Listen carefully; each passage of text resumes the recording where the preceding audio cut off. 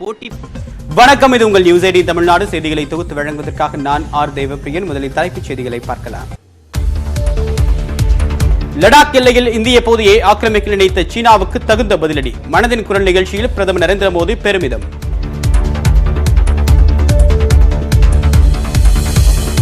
சாத்தான்குளம் விவகாரம் லாக்அப் மரணம் கிடையாது என்று அமைச்சர் கடம்பூர் ராஜு விளக்கம்.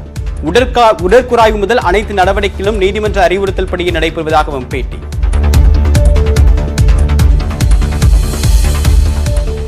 சாத்தான்குளம் விவகாரத்தில் தந்தை மகனுக்கு இறுதி நேரத்தில் நடந்தது என்ன? இருவரும் காயங்களுடனே அனுமதிக்கப்பட்டதாக சிகிச்சை அளித்த மருத்துவர் நியூஸ் 18க்கு பிரத்யேக பேட்டி. காவல் நிலையத்தில் விசாரிக்கும் போது அடிப்பது தவறு என்று காவலர்களுக்கு ஆணையர் ஏ.கே. விஸ்வநாதன் அறிவுறுத்தல்.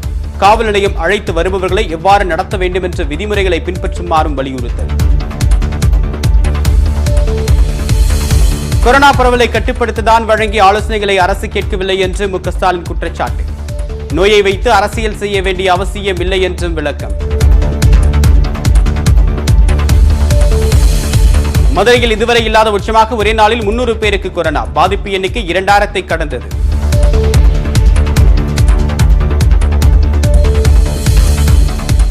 இந்தியாவில் பாதிப்படைந்தவர்களின் எண்ணிக்கை 5,28,000 அதிகரிப்பு. கொரோனாவில் இருந்து 3 லட்சம் பேர் குணமடைந்திருப்பதாக சுகாதாரத்துறை அமைச்சகம் தகவல். சென்னை ராயபுரத்தில் 7,500 நெருங்கும் பாதிப்பு. அம்பத்தூர், திருவெற்றியூர் மண்டலங்களில் 2000 கடந்தது பாதிப்பு.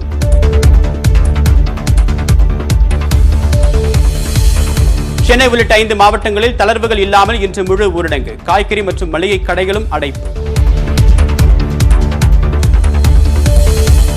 தென்காசி அருகே காவல்துறையினர் தாக்கியதில் மகன் உயிரிழந்ததாக தந்தை புகார். சந்தேகத்திற்கிடமான வகையில் மரணம் என்று வழக்கு பதிவு.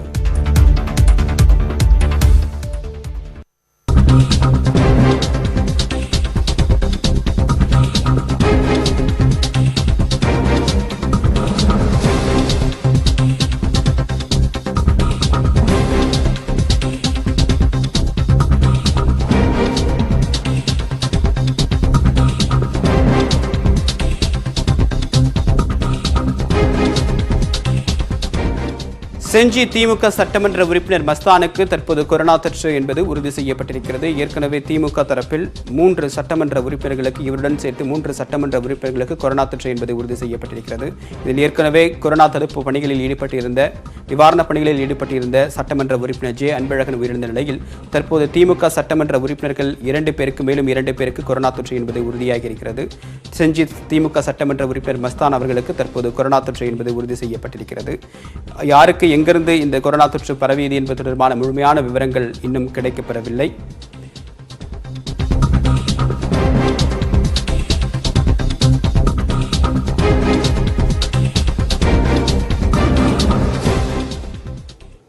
ஜெயராஜ் மற்றும் பென்னிக்ஸ் கோவில்பட்டி அரசு மருத்துவமனைக்கு கொண்டு செல்லப்பட்ட போது அவர்களின் உடலில் காயம் இருந்ததாக சிகிச்சை அளித்த மருத்துவர் கூறியுள்ளார். கூடுதல் நேரம் கடை திறந்த தகராறில் கைது செய்யப்பட்ட சாத்தான்குளத்தை சேர்ந்த தந்தையும் மகனும் கோவில்பட்டி சிறையில் அடைக்கப்பட்டிருந்த நிலையில் உயிரிழந்தனர். சாத்தான்குளம் போலீசார் தாக்கியதாலேயே இருவரும் உயிரிழந்ததாக உறவினர்கள், வியாபாரிகள் தரப்பில் குற்றம் சாட்டப்படுகிறது. இந்நிலையில் கோவில்பட்டி அரசு மருத்துவமனையில் ஜெயராஜ் மற்றும் பென்னிக்ஸிற்கு கடைசி நேரத்தில் சிகிச்சை அளித்த மருத்துவர் பாலசுப்ரமணியனுடன் நம்முடைய கோவில்பட்டி செய்தியாளர் மகேஸ்வரன் தொலைபேசி மூலமாக சில முக்கிய தகவல்களை பெற்றுள்ளார். அதன் மூலமாக பென்னிக்ஸ் மற்றும் ஜெயராஜின் உடலில் காயங்கள் இருந்தது தெரிய வந்துள்ளது. ஆமா, வரும்போது கொஞ்சம் படபடப்பா இருக்கு, வேர்த்தி சொல்லி தான் கூட்டு வந்தாங்க போலீஸ். சரி சார். வரும்போதே சேச்சுரேஷன் கம்மியா இருந்துச்சு. அதுக்கு தேவையான ஆக்சிஜன் வச்சு அதுக்கு தேவையான இன்ஜெக்ஷன் போட்டும் சேச்சுரேஷன் இம்ப்ரூவ் ஆகல. சரி, இம்ப்ரூவ் ஆகல, நம்ம இசிஜி எடுத்தோம். சரி, இம்ப்ரூவ் ஆகலன்னா சரி திருநெல்வேலி காமிச்செல்லாம் சரி ரெடி பண்ணிட்டோம். 108 சொல்லிட்டோம். வர்றதுக்குள்ள உடனே சேச்சுரேஷன் ஃபால் ஆகி இறந்துட்டாங்க. இப்போ இந்த மூச்சு திணறல் இந்த மாதிரி வர்றதுக்கான காரணங்கள் என்ன வரலாம் சார்? காரணங்கள் நிறைய இருக்கு. நம்ம என்னன்னு கரெக்டா ஃபீல் பண்ணி அதுக்காக தான் நம்ம எஃப்எம்சி அனுப்பிச்சிருக்கோம். போஸ்ட்மார்ட்டம் ரிப்போர்ட் வந்து அதுக்கான காரணம் சொல்ல முடியும். இல்ல, உங்களுக்கு இந்த பழமா தாக்கப்பட்டனால காயங்கள் அந்த மாதிரி எந்த எதுவும் சிம்டம்ஸ் இருந்ததா? அதுல காயம் இருந்துச்சு, பட்டத்துல காயம் இருந்துச்சு. அந்த காயம் மட்டும் காரணமானங்கிறது கொஞ்சம் இல்ல, காயங்கள் வெளிப்படையா இருக்கும், உள்காயங்கள் அதிகமா இருக்கலாம் சார். ஒருவேளை இருக்கலாம். அது வந்து போஸ்ட்மார்ட்டம் பண்ணாதான் தெரியும். போஸ்ட்மார்ட்டம் தான் தெரியும். ஆனா காயம் வந்து ஒண்ணுதான் தெரிஞ்சு, வெளிக்காயம் போஸ்ட் மட்டும் தான் இருந்துச்சு. பெட்டாக்ஸ்ல மட்டும் தானே சார்? அதுல ரத்தம் வந்துட்டே தான் சார் அது வந்ததும்? ஆமா, புண்ணா இருந்து ரத்தம் வந்துச்சு. ஓ, பில்டிங் ரத்தம் ஆகிட்டே இருந்தா சார் வந்து? ஆமா ஆமா ஆமா, போட்டோம். தந்தை ஜெயராஜும் மருத்துவமனைக்கு நடந்து அழைத்து வரப்பட்ட நிலையில் அவரது உடலிலும் காயங்கள் இருந்திருப்பதை மருத்துவர் பாலசுப்ரமணியன் உறுதிப்படுத்தியுள்ளார்.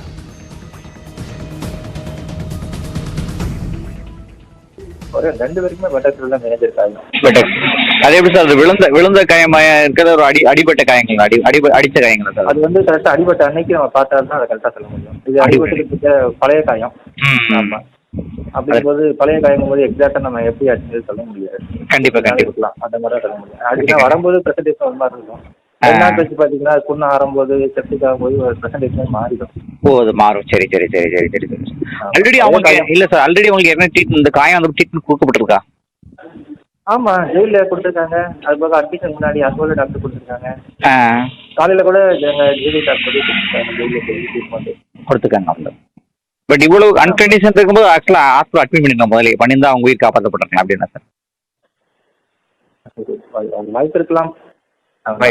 வாய்ப்பு இருக்கலாம். முதல்ல வந்து பண்ணி இருந்தா கண்டிப்பா வாய்ப்பு இருக்கலாம். வாய்ப்பு இருந்துக்கலாம். அதாவது இப்போ உங்கள்கிட்ட வந்து கடைசி ஸ்டேஜ் தான் உங்கள்கிட்ட வந்தது? என்கிட்ட ரொம்ப கடைசி ஸ்டேஜ். சாத்தான்குளம் விவகாரம் லாக்அப் டெத் கிடையாது என்று அமைச்சர் கடம்பூர் ராஜு கூறியுள்ளார். கோவில்பட்டியில் செய்தியாளர்களிடம் பேசிய அவர், திமுக ஆட்சி காலத்தில் 1996ஆம் ஆண்டு தூத்துக்குடி மாவட்டத்திலேயே லாக்அப் டெத் நடந்திருப்பதாக கூறியுள்ளார். காவல் நிலையத்திலேயே தாக்கப்பட்டு அங்கே உயிரிழந்தால் தான் அதற்கு லாக்அப் டெத் என்று பெயர்.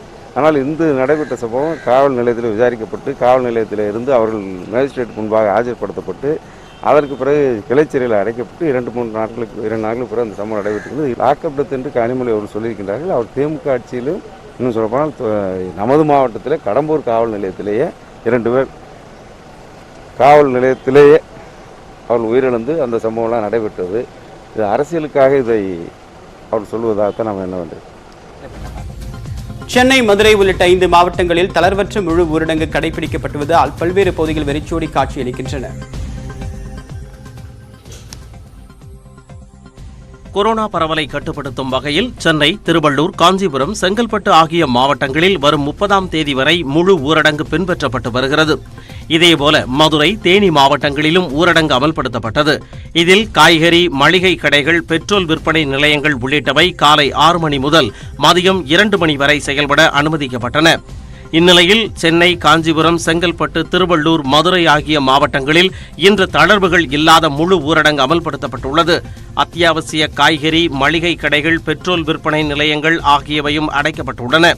கொரோனா பரவலை தடுக்கும் வகையில் பொதுமக்கள் வீடுகளை விட்டு வெளியே வர வேண்டாம் என சுகாதாரத்துறையினர் கேட்டுக் கொண்டுள்ளனர். தளர்வில்லா முழு ஊரடங்கால் திருமழிசை காய்கறி சந்தை மூடப்பட்டுள்ள நிலையில் கடைகளை அதே பகுதியில் வேறு இடத்திற்கு மாற்ற முடிவு செய்திருப்பதாக அதிகாரிகள் தெரிவித்துள்ளனர்.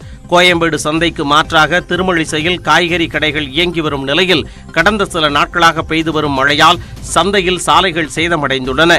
மேலும் காய்கறி ஏற்றி வரும் வாகனங்களும் சேற்றில் சிக்கியதால் வியாபாரிகள் கடும் சிரமம் அடைந்தனர்.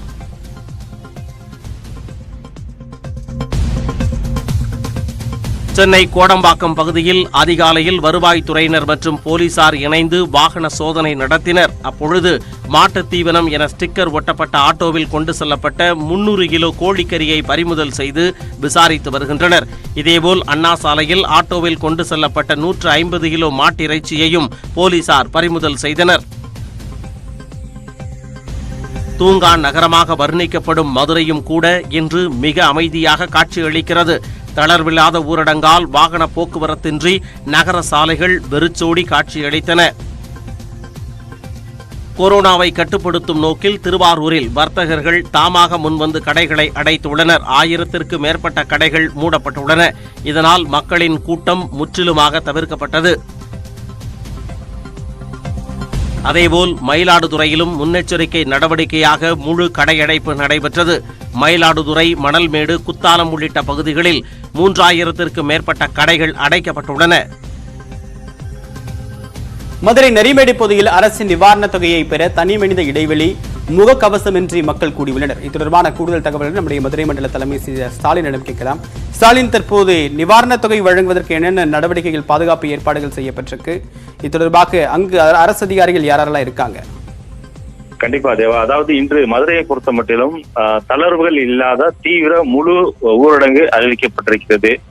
எந்த விதமான அடிப்படை வசதிகளை தரக்கூடிய, அதாவது அடிப்படை அன்றாட பொருட்களை தரக்கூடிய கடைகளுக்கு கூட இன்று விடுமுறை தரப்பட்டிருக்கிறது. முழுமையான ஊரடங்கு அறிவிக்கப்பட்டிருக்கக்கூடிய நிலையில் இன்று மதுரை பிபிகுளம் பகுதியில் இருக்கக்கூடிய ஒரு ரேஷன் கடையில் 1000 ரூபாய் வழங்குவதற்கு, அந்த அரசு அறிவித்த 1000 ரூபாய் அந்த நிதியுதவி வழங்குவதற்காக ரேஷன் கடைக்கு பொதுமக்கள் வரவழைக்கப்பட்டிருக்கிறார்கள். அவர்கள் சமூக இடைவெளியின்றி பாதுகாப்பு இல்லாமல் நீண்ட வரிசையில் நின்று அந்த ரூபாய் வாங்குவதற்காக நின்று கொண்டிருக்கிறார்கள். இன்றைய தினம் பெரும்பாலும் பொதுமக்கள் நடைபெறக்கூடாது, நடமாட்டமின்றி வீடுகளில் இருக்க வேண்டும், எந்தவித வாகன போக்குவரத்தும் இருக்கக்கூடாது என்று ஏற்கனவே கராராக அறிவிக்கப்பட்டிருந்த நிலையில் அரசு தரப்பிலான இந்த நிவாரண உதவியை ரேஷன் கடையில் வழங்குவதாக அறிவித்து அதை பெறுவதற்காக மக்கள் முண்டியெடுத்து அங்கே நின்று கொண்டிருக்கக்கூடிய காட்சி நம்மால் பார்க்க முடிகிறது. இதை ஏற்கனவே இது போன்ற தொகையை நேரடியாக வீடுகளில் சென்று வழங்க வேண்டும் என உணவுத்துறையுடைய அமைச்சர் காமராஜ் ஏற்கனவே அறிவித்திருந்தார். ஆனாலும் கூட அதை நேரில் வழங்காமல் சம்பந்தப்பட்ட கடைக்கு வரவழைத்து அதை சமூக இடைவெளியை பின்பற்றாமல் வழங்கப்பட்டு வருகிறது. மதுரையை பொறுத்த மட்டும் ஏற்கனவே கொரோனா தொற்றினுடைய உச்சத்தை சென்று கொண்டிருக்கக்கூடிய சூழலில் இதுபோன்ற பாதுகாப்பு இல்லாத ஒரு நிலையில் நிவாரணத் தொகையை வழங்குவது மேலும் கொரோனா தொற்று அதிகரித்து வரக்கூடிய ஒரு சூழலில் அச்ச உணர்வை பொதுமக்களிடம் ஏற்படுத்தி இருக்கிறது. தேவை மதுரையில் அரசு சார்பாக வழங்கப்பட்டிருக்கக்கூடிய நிவாரணத் தொகையை பெறுவதற்கு எந்த விதமான தனிநபர் இடைவெளியும் பின்பற்றாமல் தற்போது அங்கு பணம் கொடுக்கப்பட்டு வருகிறது. தொடர்பான கள விவரத்தை கொடுத்த ஸ்டாலின், உடைய தகவல்களுக்கு நன்றி.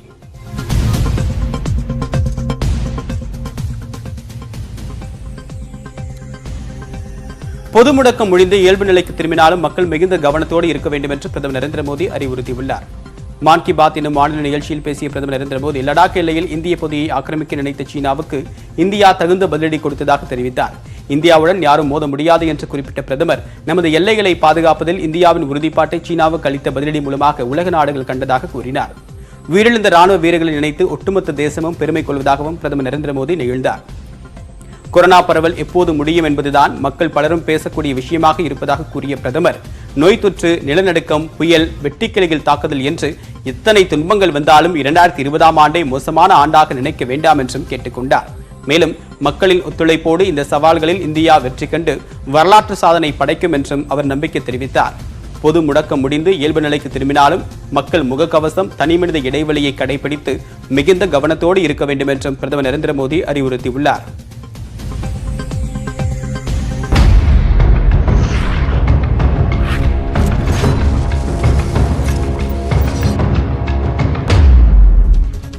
அடுத்ததாக விரைவுச் செய்திகளை பார்க்கலாம். சென்னை தண்டையார்பேட்டை மண்டலத்தில் கொரோனாவால் பாதிக்கப்பட்டோரின் எண்ணிக்கை 6000-ஐ கடந்துள்ளது. சென்னை பாதிப்பு விவரங்கள் குறித்து மாநகராட்சி வெளியிட்டுள்ள அறிவிப்பில் ராயபுரம் மண்டலத்தின் பாதிப்பு எண்ணிக்கை 7400-ஆக அதிகரித்துள்ளதாக குறிப்பிட்டுள்ளது. இரண்டாவதாக தண்டையார்பேட்டை மண்டலத்தின் பாதிப்பு எண்ணிக்கை 6000-ஐ தாண்டி உள்ளது. தேனாம்பேட்டை மண்டலத்தில் 5700 பேரும், அண்ணாநகர் மண்டலத்தில் 5500 பேரும் பாதிக்கப்பட்டுள்ளனர். கோடம்பாக்கத்திலும் பாதிப்பு எண்ணிக்கை 5500-ஐ நெருங்குகிறது. திருவிக நகர் மண்டலத்தில் 4300 பேர் பாதிக்கப்பட்டுள்ளனர். அடையாறு மற்றும் வளசரவாக்கம் மண்டலங்களிலும் பாதிப்பு எண்ணிக்கை தொடர்ந்து உயர்ந்து வருகிறது. உயிரிழப்பின் எண்ணிக்கை 776-ஆக உயர்ந்துள்ளதாகவும் 31045 பேர் குணமடைந்திருப்பதாகவும் சென்னை மாநகராட்சி அறிவித்துள்ளது. இந்தியாவில் முன் எப்பொழுதும் இல்லாத அளவாக ஒரே நாளில் 19,906 பேருக்கு தொற்று கண்டறியப்பட்டுள்ளது. இதனால் மொத்த பாதிப்பு 5,28,000-ஐ தாண்டி உள்ளது. மேலும் 410 பேர் இறந்ததால் உயிரிழப்பு 16,095-ஆக அதிகரித்துள்ளது. அதிகபட்சமாக மகாராஷ்டிராவில் 1,59,133 பேருக்கு தொற்று உறுதியான நிலையில் இறப்பு 7,270-ஐ கடந்துள்ளது. அதைத் தொடர்ந்து டெல்லியில் தொற்று பாதிப்பு 80,000-ஆகவும் உயிரிழப்பு 2,558-ஆகவும் அதிகரித்துள்ளது. குஜராத்தில் வைரஸ் பாதிப்பு 30,000-ஐ கடந்துள்ள நிலையில் உத்தரப்பிரதேசத்தில் 21,000 பேர், ராஜஸ்தான், மேற்கு வங்கத்தில் தலா 16,000 பேருக்கு மேல் தொற்று பாதிப்புக்கு ஆளாகியுள்ளனர். கொரோனாவில் இருந்து மீண்டு வீடு திரும்பியோரின் எண்ணிக்கை 3 லட்சத்தை கடந்துள்ளது. நாகை மாவட்டத்தில் கடைமடை பகுதிக்கு வந்தடைந்த காவிரி நீரை பெண்கள் கும்மியடித்தும் நெல்மணி தூவியும் மகிழ்ச்சியுடன் வரவேற்றனர். மேட்டூர் அணையிலிருந்து ஜூன் 12ஆம் தேதி திறக்கப்பட்ட காவிரி நீர் 17 நாட்களுக்கு பிறகு நாகை மாவட்டம் நரியங்குடி கடைசி ரெகுலேட்டர் பாசனத்திற்கு வந்தது. இந்த நீரை கடலோர பாசன பகுதிகளுக்கு வருவாய் கோட்டாட்சியர் பழனிக்குமார் நெல்மணி தூவி ரெகுலேட்டரிலிருந்து திறந்து வைத்தார். அப்போது காவிரி நீரை கண்ட விவசாய பெண்கள் கும்மியடித்தும் நாட்டுப்புற பாடல்களை பாடியும் மகிழ்ச்சியுடன் வரவேற்றனர்.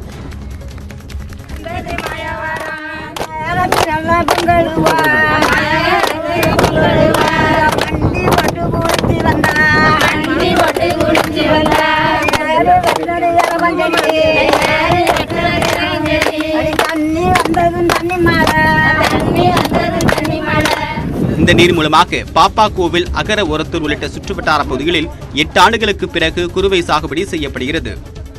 இந்த பாசன நீரை கொண்டு கிட்டத்தட்ட ஆயிரக்கணக்கான ஏக்கர் விளைநிலங்கள் பாசனம் பெறும். 8 ஆண்டுகளாக குறுவை சாகுபடி என்பது இல்லாத நிலையில் 9வது ஆண்டு இந்த ஆண்டில் குறுவை சாகுபடி துவக்க இருக்கிறது என்பது ஒரு மகிழ்வான நிகழ்வு. இங்கு உள்ள மக்கள் எல்லாம் அந்த நிகழ்ச்சியை கொண்டாடி வரவேற்று இந்த தண்ணியை பாசனத்துக்கு வணங்கி திறந்து விட்டுருக்கிறாங்க. பட்டாக்கத்தியால் கேக் வெட்டி பிறந்தநாள் விழாவை கொண்டாடிய சென்னை பெரும்பாக்கம் புள்ளிங்கோ கும்பலை போலீசார் கைது செய்தனர். பெரும்பாக்கம் எழில் நகரைச் சேர்ந்த ஃபரூக் என்பவரின் பிறந்தநாள் கொண்டாட்டத்திற்கு ஏற்பாடு செய்த அவரது நண்பர்கள் பட்டாக்கத்தியால் கொரோனா வடிவம் பதித்த கேக் வாங்கினர். இதையடுத்து பிறந்தநாள் கேக்கை பட்டாக்கத்தியால் வெட்டி ஃபரூக் கொண்டாடினார். இதை அவரது நண்பர்கள் தங்களது செல்போன்களில் படம் பிடித்து சமூக வலைதளங்களில் பதிவிட்டனர். இந்த வீடியோவை பார்த்த பள்ளிக்கரணை காவல் நிலைய போலீசார் தனிப்படை அமைத்து சிவா, தினேஷ்குமார், சல்மான் ஷேக், திவாகர் ஆகிய 4 பேரை கைது செய்து சிறையில் அடைத்தனர். கைதானவர்கள் ஏற்கனவே பட்டாக்கத்தியால் கேக் வெட்டிய வழக்கில் கைது செய்யப்பட்டிருந்தது விசாரணையில் தெரியவந்தது. கேரள மாநிலத்தில் இன்று எந்த தளர்வுமின்றி பொது முடக்கம் கடைபிடிக்கப்பட்டு வருகின்றது. திருவனந்தபுரம், கோட்டயம், மலப்புரம், எர்ணாகுளம் உள்ளிட்ட பல மாவட்டங்களில் யாரும் உள்ளே வெளியே செல்ல முடியாதபடி இரும்பு தடுப்புகள் அமைக்கப்பட்டுள்ளன. அனுமதி அளிக்கப்பட்ட காய்கறி, மளிகை கடைகள், ஓட்டல்கள், பெட்ரோல் பங்குகள் இயங்க இன்று ஒருநாள் தடை விதிக்கப்பட்டுள்ளது. தேவையின்றி வெளியில் நடந்து செல்லும் பொதுமக்களை எச்சரித்த போலீசார் வாகனங்களை பறிமுதல் செய்ததோடு வீட்டிற்கு அனுப்பி வைத்தனர். இதனால் கேரள மாநிலத்தின் முக்கிய சாலைகள் வெறிச்சோடி காணப்பட்டன. காவல்துறையின் அதிகார வன்முறைகளை தடுக்க தேவையான மாற்றங்களை, சீர்திருத்தங்களை செய்ய வேண்டுமென நடிகர் சூர்யா அறிக்கை வெளியிட்டுள்ளார். சாத்தான்குளம் தந்தை மகன் உயிரிழப்பு தொடர்பாக சூர்யா வெளியிட்டுள்ள அறிக்கையில் லாக்கப் அத்துமீறல் காவல் நிலையத்தின் மாண்பை குறைக்கும் செயல் என்று விமர்சித்துள்ளார். இயந்திரகதியில் சிறையில் அடைக்க உத்தரவு, சோதனைகளை முறையாக நடத்தாத சிறைத்துறை போன்ற கடமை மீறல் செயல்கள் ஒரு குடிமகனின் உரிமையில் நம் அதிகார அமைப்புகள் காட்டும் அலட்சியத்தை வெளிச்சம் போட்டு காட்டுகின்றன என்று சூர்யா சாடியுள்ளார். இதுபோன்ற துயர மரணங்கள் ஒரு வகையான திட்டமிடப்பட்ட குற்றமாக நடக்கிறது என்றும் அவர் வேதனை தெரிவித்துள்ளார். இனிமேலும் இதுபோன்ற அதிகார வன்முறைகள் காவல்துறையில் நிகழாமல் தடுக்க தேவையான மாற்றங்களை, சீர்திருத்தங்களை அரசும் நீதிமன்றமும் பொறுப்புமிக்க காவல் அதிகாரிகளும் ஒருங்கிணைந்து மேற்கொள்ள வேண்டுமென அறிக்கை மூலம் சூர்யா கேட்டுக் கொண்டுள்ளார். குற்றம் இழைத்தவர்களும் அதற்கு துணை போனவர்களும் விரைவாக தண்டிக்கப்பட்டு நீதி நிலைநிறுத்தப்படும் என்று பொதுமக்களில் ஒருவனாக தானும் காத்திருப்பதாக சூர்யா கூறியுள்ளார். பிரான்சில் கொரோனா அச்சுறுத்தலால் மூடப்பட்டிருந்த ஈஃபில் டவர் 104 நாட்களுக்கு பின் மீண்டும் திறக்கப்பட்டது. ஈஃபில் டவரின் 3 தளங்களில் 2 தளங்கள் வரை மட்டுமே தற்போது பார்வையாளர்கள் அனுமதிக்கப்படுகின்றனர். தனிநபர் இடைவெளியை கடைபிடிக்கும் வகையில் லிப்ட் உபயோகிப்பது தடை செய்யப்பட்டுள்ளதால் பயணிகள் 674 படிகளை ஏறிச் சென்று ஈஃபில் டவரை பார்வையிட்டு வருகின்றனர். முகக்கவசம் அணிவது, குறிப்பிட்ட அளவு பார்வையாளர்களுக்கு மட்டும் அனுமதி என சுற்றுலா பயணிகளுக்கு பல்வேறு கட்டுப்பாடுகள் விதிக்கப்பட்டுள்ளன. 2ஆம் உலகப் போருக்கு பின் தற்போதைய கொரோனா அச்சுறுத்தலால் ஈஃபில் டவர் நீண்ட நாட்கள் மூடப்பட்டிருந்த நிலையில் 229 கோடி ரூபாய் வருவாய் இழப்பை சந்தித்திருப்பதாக அதன் தலைமை நிர்வாகி தெரிவித்துள்ளார். சீனாவில் சிறுபான்மை இனத்தவரான கொரிய மக்கள் வருடாந்திர பாரம்பரிய விழாவான டிராகன் படகு விழா என்று அழைக்கப்படும் துவான்பு விழாவை கொண்டாடி மகிழ்ந்தனர். சீன நாட்காட்டியில் 5ஆம் மாதத்தின் 5வது நாளில் கொண்டாடப்படும் இந்த விழாவிற்காக பாரம்பரிய உடை அணிந்து விதவிதமான உணவு வகைகளை கொரியர்கள் தயாரித்தனர். நாணல் இலைகளில் குளுட்டினஸ் அரிசியை வைத்து உருவாக்கும் சீன உணவான சோங்சியும் அவர்களது உணவு பட்டியலில் இடம் பிடித்திருந்தது. பாரம்பரிய வாத்தியங்களை இசைத்து உற்சாகமாக நடனமாடியும் கொரியர்கள் துவான்பு விழாவை கொண்டாடி மகிழ்ந்தனர்.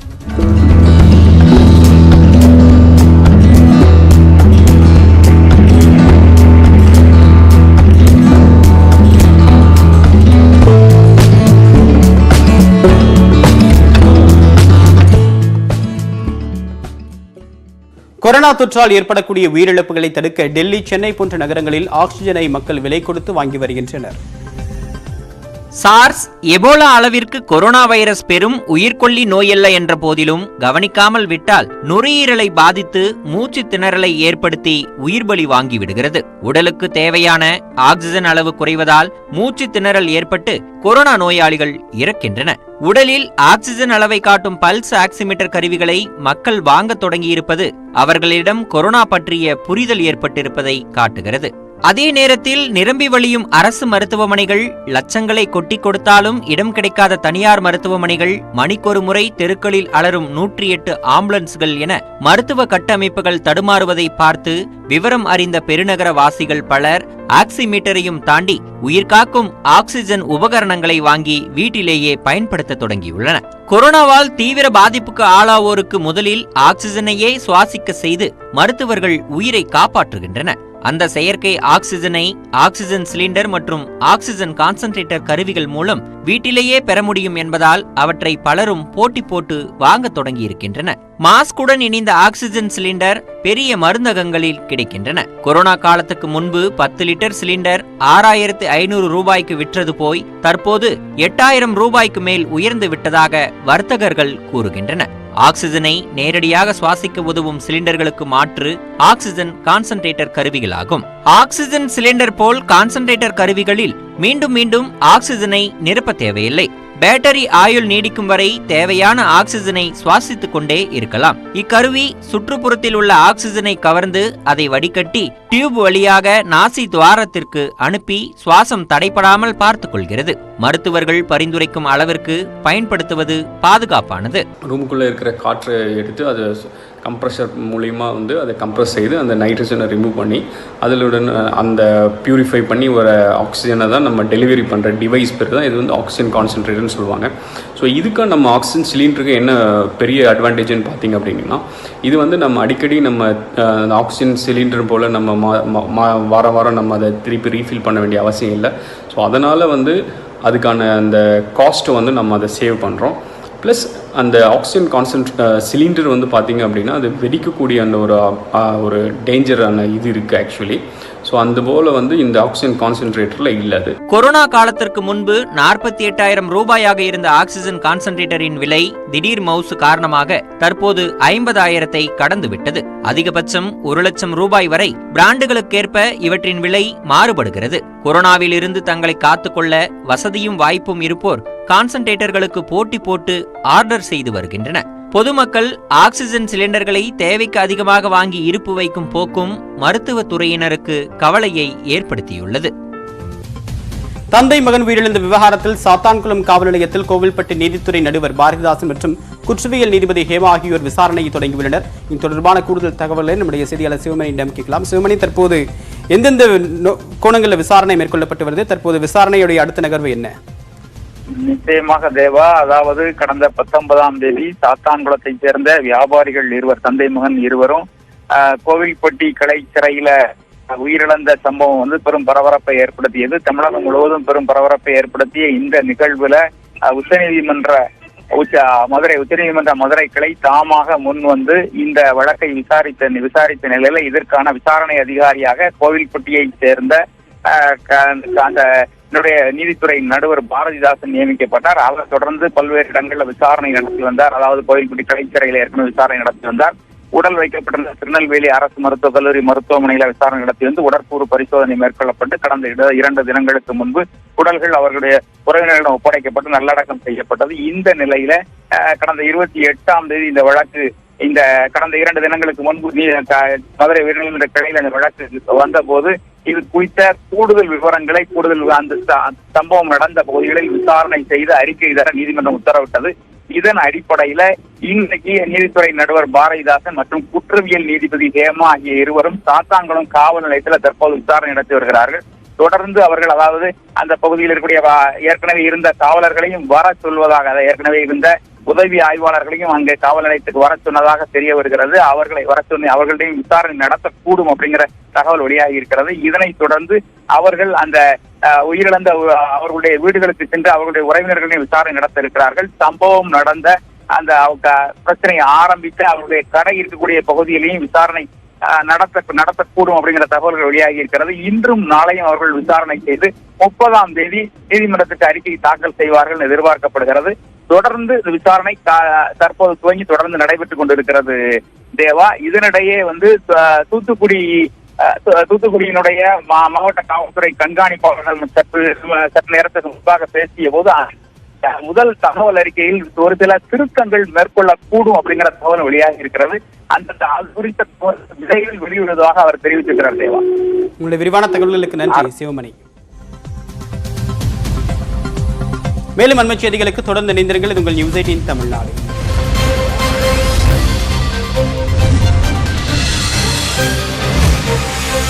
ஒரு மணி செய்திகள்